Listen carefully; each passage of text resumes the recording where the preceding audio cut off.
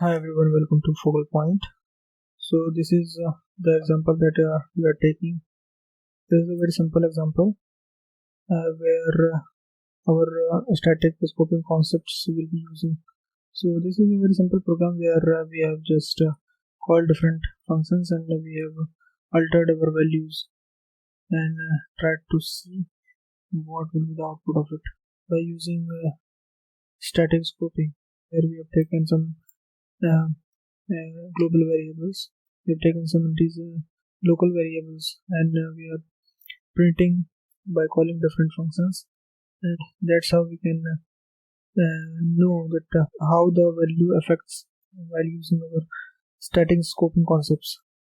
So first, before that, I want to tell you that there is one more concept that our local variable will be vanished after the popping out of a current stack space, but the static that space, that is our global variables, will be there in the memory for till the program execution. Okay, so our static variables, that is our global variables, will be stored in the static space and will be there and will be stored once and will be there throughout the program execution, while our local variable will be vanished after the use of will be vanished after the popping of our current stack. So let's see what will be the output of it.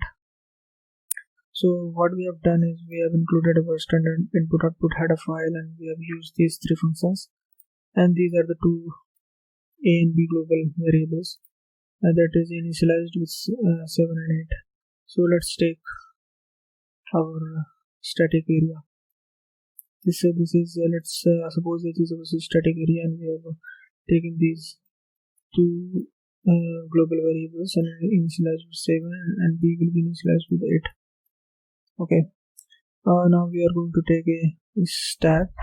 So this is our main function that we are calling, and we have taken these values. So this is a is equals to 5 and this is b is equals to 20. So these are the two variables that I've taken in this main function, and now I'm going to print this.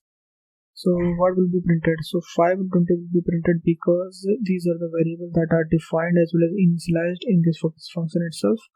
So 5 and 20 will be the output of it. So 5 and 20 will be the output of it. And now I'm going to alter these values. Okay, so now I'm going to alter these values. So 5a is altered to 20 and b is altered to 27. And after that we are calling function c. Okay, so this c is called in here. So now we will go into c. So what is the definition of c? So we have taken an variable but we have not initialized it, so there will be a garbage value. So take a garbage value, it can be any value. So now I'm going to print this a and b. Now this variable is not found in this function, so this is the scoping problem. So this is the scoping problem. So where it will be go?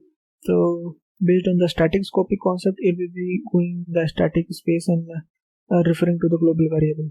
So when we will printing a and b, it will print a garbage value because we have not initialized it, and b. So garbage and b will be printed. Garbage and 8 will be printed. So garbage value and 8 will be printed in here. So now what will be happening? We are going to alter our values in function c. So b will be altered. So now when b is not found, so our global variable will be altered to 60. A, its local variable, will be altered to 5. Okay, so this will be altered to our 5. Now we are going to call a function t. Okay, now we are going to call function t. So what is the definition of t? It is going to take a and b with a call by value. So a and b. So what will be the value will be copied into the a, that is the value of b, and that is 60.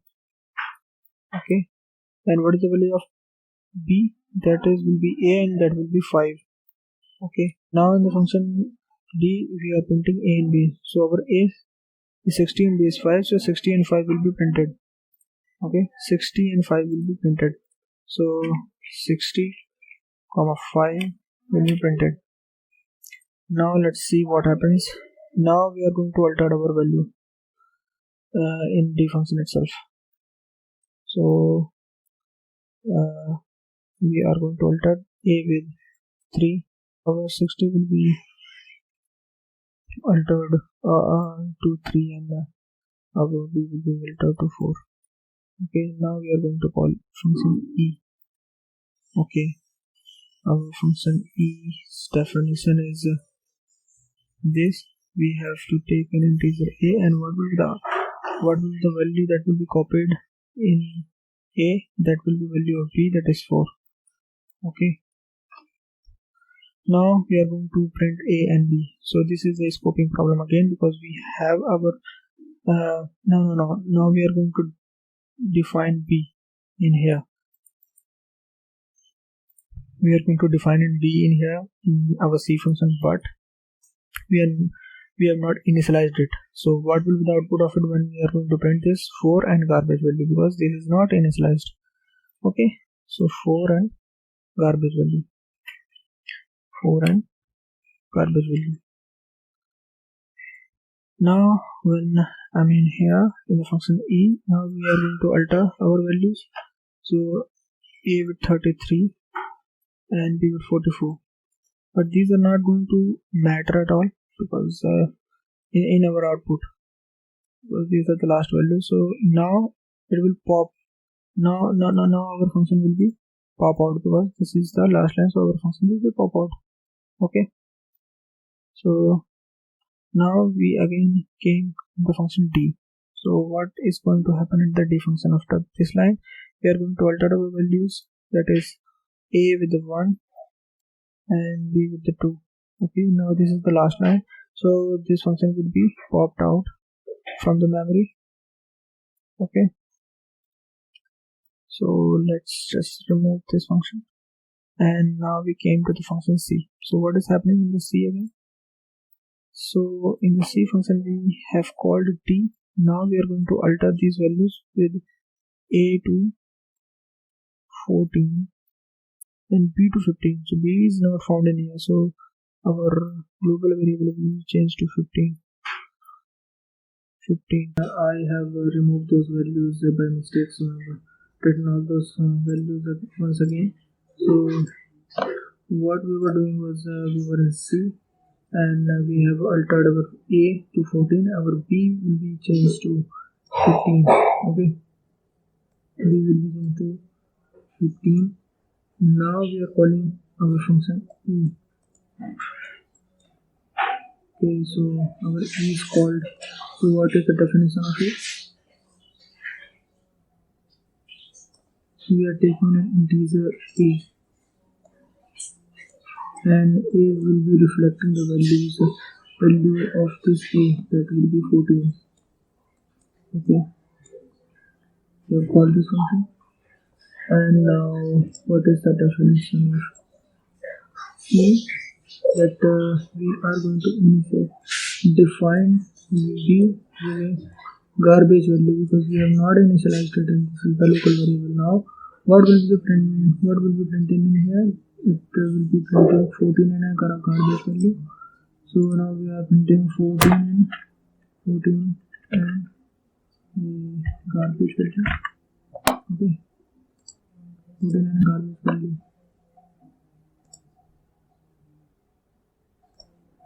14 and garbage value. Now what we are going to do? We are going to change our values in here. That will be a to 33 and b to 44, and this will be vanished from the memory. Okay, so just remove this from the memory, and now we again came to our c function. We came to the c function, and we are going to print our a and b values. So a is 14 and b is not in here, so we are referring to the static area. So b is 15. So 14 and 15 will be printed. 14 and 15 will be printed in here. Okay, now what will be happening? So this is our last line, so this will be removed from the memory. So CIF will be popped out.